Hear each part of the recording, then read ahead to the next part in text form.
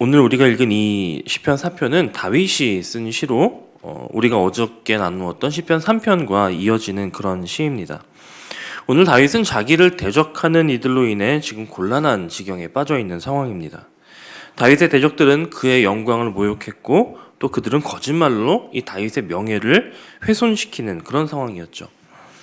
혹 우리에게도 이와 같은 다윗이 처한 오늘 이 본문 같은 상황을 만날 때가 있습니다. 사실 우리뿐 아니라 누구에게나 일어날 수 있는 그런 일이죠. 그리고 대부분의 경우에 우리는 이런 일들을 만났을 때 마음에 불길 같은 분노가 일기도 하고 그로 인해서 내 대적, 나를 미워하는 누군가를 이 상대방을 원망하기도 합니다.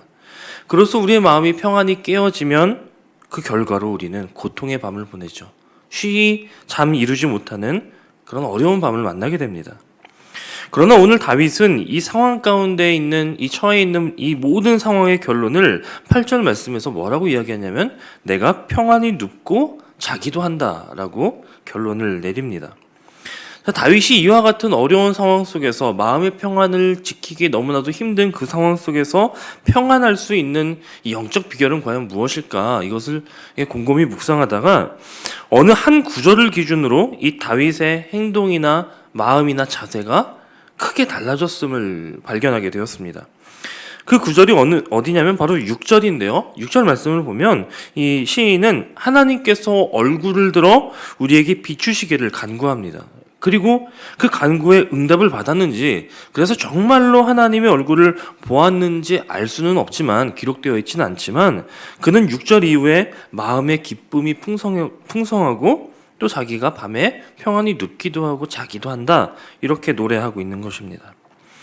자, 과연 이 시편 기자가 바랬던 하나님의 얼굴을 들어서 우리에게 비추시는 하나님의 얼굴을 본다는 것, 그것이 무엇이길래 이 다윗은 이런 곤란과 역경 속에서도 그로 말미암아 기쁨과 평안을 누리게 된 것일까요? 자, 성경을 보면은 하나님의 얼굴을 본 사람들이 몇몇 등장합니다. 물론 하나님은 성경 대부분의 경우에서 그 음성으로 자신을 알리시거나 천사들 혹은 주의 사자들을 보내어서 당신의 뜻을 전하시는 경우들이 많았지만 간혹 하나님을 대면했던, 만났던 이들이 있습니다. 브니엘에서 하나님과 씨름했던 야곱이 그러했고요. 또 욥 역시 욥기 42장을 보면 내가 주께 대하여 이전에는 귀로 들었으나 이제는 눈으로 주를 배웠다라고 이렇게 고백하는 것을 보면 이렇게 하나님을 대면하는 경우들도 종종 있는 것을 보게 됩니다. 하지만 대부분의 경우에 이 출애굽기 33장 20절을 보면 하나님께서 뭐라고 말씀하시냐면 내가 내 얼굴을 보지 못하리니 나를 보고 살 자가 없음이니라 라고 말씀하시는 것을 보게 됩니다. 이 말씀처럼 죄인인 우리는 하나님의 얼굴을 볼 수 없습니다. 고로 우리는 하나님의 얼굴을 볼 수도 없고, 그리고 성경 어디에도 심지어 앞서 말씀드린 이 하나님을 만났다고 하는 사람들조차도 하나님의 얼굴은 이렇게 생겼다라고, 어떻다라고 표현하는 그런 기록은 전혀 없는 것을 보게 됩니다. 이처럼 하나님의 얼굴을 보면 죽는다라고 하는 이 사실은요, 이스라엘 사람들이라면 누구나 알만한 그냥 당연한 상식 같은 그런 일이었을 것입니다. 그런데 이러한 사실을 잘 알면서도 오늘 다윗은 하나님의 얼굴을 보여달라고 간구하고 있는 것이죠. 오늘 우리가 읽고 있는 이 시편 4편뿐 아니라 이 시편을 쭉 보면은 이 다윗이 지은 시편 여러 군데에서 다윗은 하나님의 얼굴을 보여달라고 간구하는 것을 발견하게 됩니다. 다윗은 왜 그렇게 하나님의 얼굴을 보기를 원했던 것일까요? 다윗이 하나님의 얼굴을 구할 때에 이 시편을 읽어보면은 공통점이 하나 있는데 그게 뭐냐면 바로 그의 상황이 매우 암담했다라고 하는 것입니다. 하나님께서 자신을 잊어버렸나 싶을 정도로 큰 절망을 느끼고 아무리 찾아도 하나님의 흔적을 발견할 수 없는 그런 암담한 상황 속에서, 그런 좌절하는 그 상황 속에서 주변에 있는 이들도 내 하나님이 어디 계시냐라고 조롱할 정도로 그 어려운 상황 속에서 다윗이 할 수 있는 일은 그저 하나님의 얼굴을 구하는 것뿐이었다라고 하는 것입니다.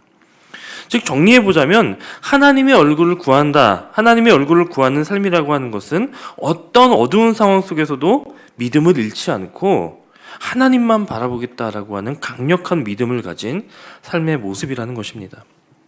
다윗이 자신을 향해 조롱하는 사람들의 말이나 대적들의 공격에 귀를 기울이지 않고 시선을 돌리지 않는 채 오직 하나님을 찾는 그 일에 자신의 모든 것을 걸었다라고 하는 것은 다윗은 자기 인생에 있어서 가장 큰 위기는 나를 조롱하거나 대적하는 사람들에 있지 않다라고 하는 사실을 분명히 알았다는 것입니다.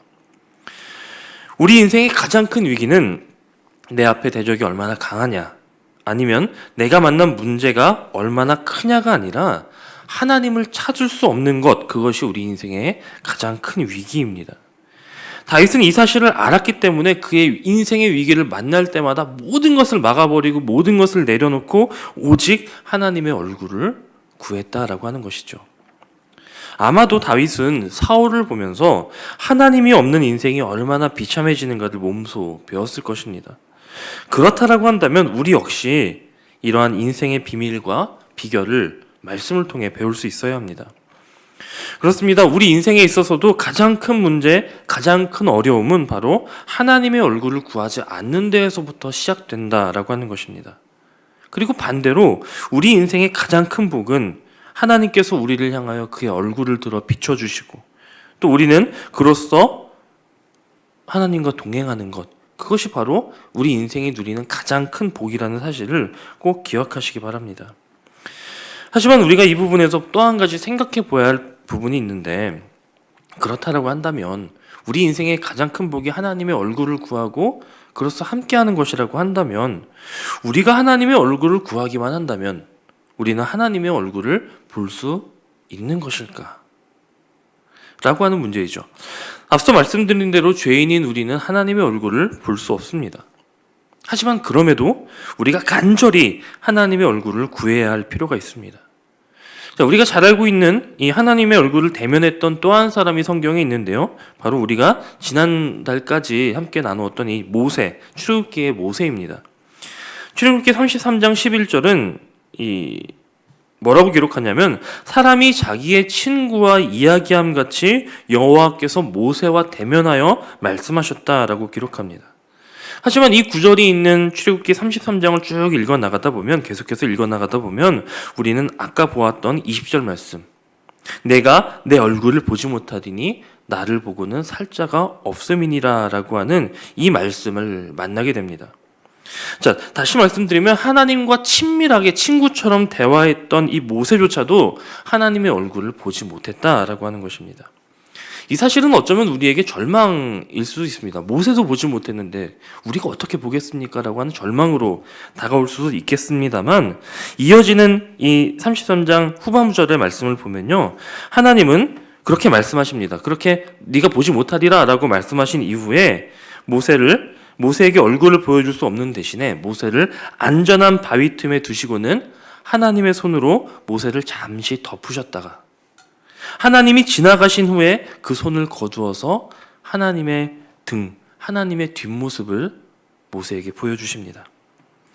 그렇습니다. 우리는 하나님의 얼굴을 볼 수 없는 대신에 돌아서신 하나님의 뒷모습을 볼 수 있는 것입니다. 하나님은 그 얼굴을 구하는 우리에게 오셔서는 먼저 우리를 당신의 손으로 덮으셔서 아무것도 볼 수 없게 만드십니다. 하나님의 손이 우리를 가렸기 때문에, 우리의 눈을 가렸기 때문에 그곳은 어두움이고 그렇기에 두려울 수도 있습니다. 그렇기 때문에 어찌 보면 한 걸음도 앞으로 갈 수 없는 불안한 곳처럼 느껴지기도 할 것이고, 무엇 하나 손에 잡히지 않는 막막한 곳처럼 그렇게 느껴질 때도 있을 것입니다. 그러나 동시에 우리가 경험하는 그 캄캄한 시간은 하나님과 가장 가까이 있는 시간이기도 합니다. 비록 우리 눈에 보이는 것은 없을지라도 그것이 바로 하나님의 손바닥의 온기를 가장 가까이서 느낄 수 있는 그곳이라는 것입니다. 그리고 그 짧은 어둠의 시간이 지나면 우리는 곧 하나님의 뒷모습을 보게 될 것입니다. 그 넓은 등을 바라보면서 우리는 자연스럽게 대적들을 향했던, 나의 문제들을 향했던 그 눈을 돌려서 하나님을 볼 수 있게 되는 것입니다. 우리 인생에 있어서도 마찬가지일 것입니다. 나를 위해 일하시는 하나님을 내가 지금은 볼 수 없어도 잠깐의 이 시간이 지나고 나면 우리는 우리를 위해 이미 일하신 그런 하나님의 등을 볼 수 있게 되는 것입니다. 그렇게 어둠의 시간이 지나고 고통과 좌절의 시간이 지나면 우리는 우리를 손으로 덮어두셨던 그 하나님의 등을 보면서, 하나님의 뒷모습을 보면서 하나님이 나에게 이렇게 일하셨구나 라고 하는 것을 이해할 수 있게 된다는 것입니다. 사랑하는 여러분, 혹시 지금 이 시간 가운데에도 그런 고난 가운데에서 하나님을 찾지만 하나님을 볼 수 없는 그런 아픔을 겪고 계신 분들이 계십니까? 고난 중에, 그리고 어려움 중에 하나님의 흔적을 찾아볼 수 없어 이 시편 4편에 처음을 노래했던 다윗과 같이 괴로워하고 계십니까? 오늘 시편을 노래했던 다윗이 그랬고 또 모세가 그랬듯이 하나님이 여러분을 위해 그 크신 손으로 여러분을 덮어주고 계시다라고 하는 사실을 꼭 믿으시기 바랍니다.